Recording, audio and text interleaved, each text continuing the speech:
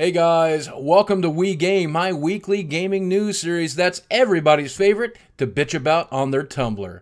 Let's get started.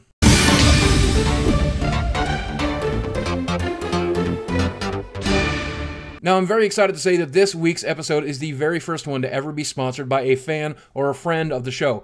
He's trying to get an Infinity Blade live-action series kickstarted, and if you want to learn more about it, stick around to the end of the show to watch a movie, or down below you can click a link and learn all about it. So last week, Nintendo announced a brand new 3DS with a large list of brand new features, and these features include brand new buttons, a C-stick, a faster processor, improved 3D capabilities, and other things as well. This announcement actually caused an outcry by 3DS owners who feel that they absolutely will have to adopt to the brand new 3DS, and not for a simplistic or cosmetic or vanity reason, but simply because the brand new processor and the brand new buttons mean future games will only work on this new system. Now, while not every game will only work on the new system, chances are several will. In fact, they even announced a brand new remake of a 3DS title that'll only work on a new 3DS. That means 35 million existing 3DSs may not be able to play future games. And let's just be entirely honest, if you're playing Smash Brothers without a C-stick, you're probably going to lose. So if you want to get the new Smash, you're probably going to want one of these new systems. A lot of Nintendo fans feel that this is a little frustrating though, because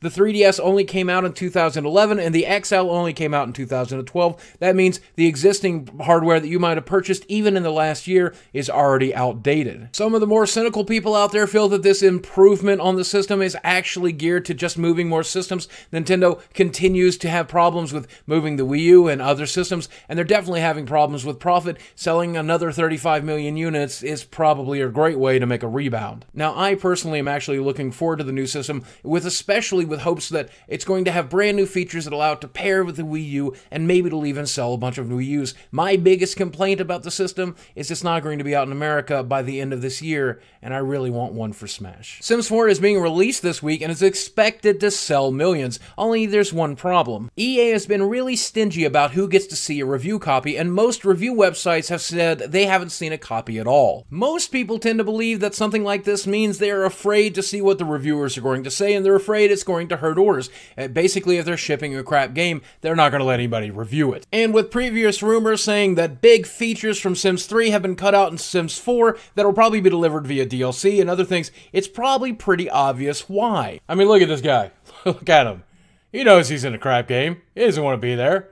But he knows it's still going to sell like 35 million copies on day one. This just in from the what the hell is even going on anymore department. A bunch of developers have signed a letter that asks us to end the hate in gaming. The letter, as appearing here, basically asks us to be nice to each other, and that includes developers, indie developers, people all around, each other, players on your couch. In fact, you probably shouldn't even beat up your little brother anymore. It says that people, no matter what gender, sexual orientation, ethnicity, or religion, they have the same right to play games and make games without being harassed or threatened. Now, personally, I do plan to make an entire video on this, but I have to admit I'm a little confused. While gamers on the internet can be kind of harassing and kind of rude to each other, especially during games, I don't think the problem is so widespread that we need a letter written to all of us telling us not to do it. And while it is true there are some gaming communities that are very, very toxic, and gamers do love to hate products, for the most part, we don't hate people very often. While you may see racial and ethnic slurs during a game, for the most part, people don't really mean it. For the most part, they're just kind of fooling around. And the people that do mean it, they are assholes. They are born and bred in the wool assholes, and there's literally no amount of letters that you can write them. Look at my comments down below right now. You can write each of those people a letter asking them to stop being complete fuckfaces, and they're not going to do it.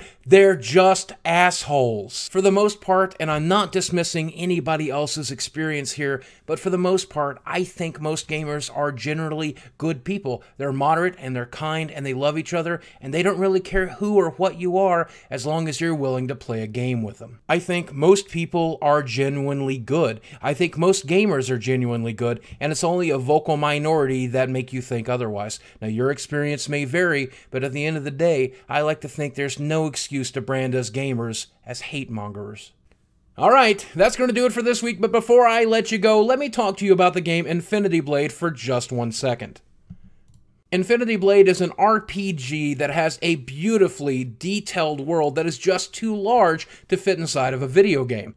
That's why these guys are trying to create a live-action, fan-created series that will encase the entire world of Infinity Blade. Let me show you a little movie of what they've got in mind, but before you watch that, do me a favor, check out in the description box below. I'm going to give you a link. You can check out their Kickstarter, and if you're so inclined, you can help them get kickstarted.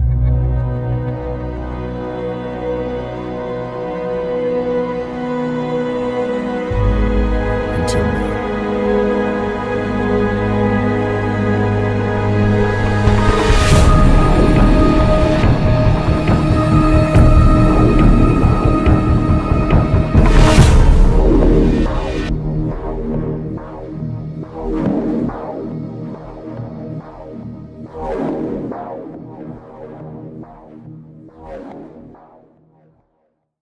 All right, guys, check him out if you like to, and if not, either way, know I love you very much, and I'll speak with you soon.